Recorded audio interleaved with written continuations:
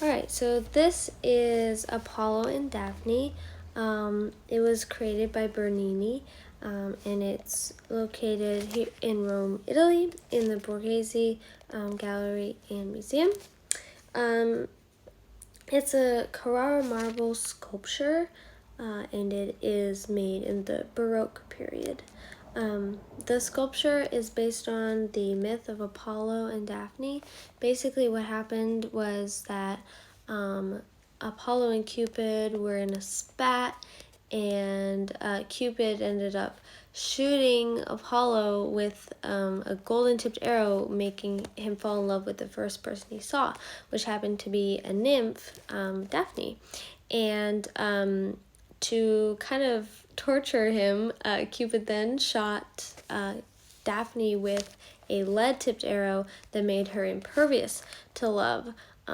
So she's running away from Apollo, and he's running after her, and she's calling for help, and her father aids her call and turns her into a tree. So that is what we are seeing right here. You can see the bark starting to come up her body here, and also her hair is turning to leaves and the branches of a tree.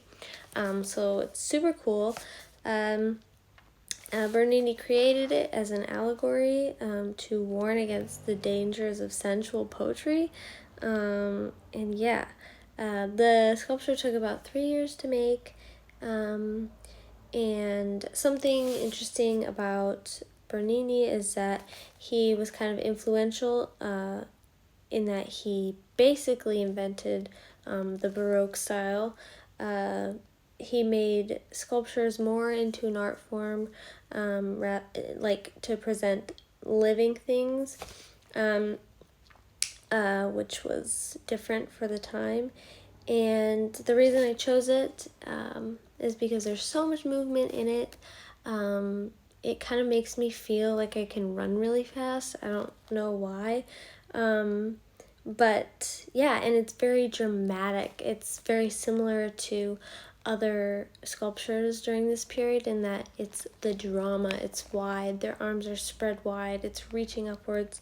And a fun fact is that the Borghese Museum used to be actually Borghese's villa. He had a mansion, and he had a bunch of art commissioned because he just loved Bernini's art so much. And then they turned it into the museum. So pretty cool.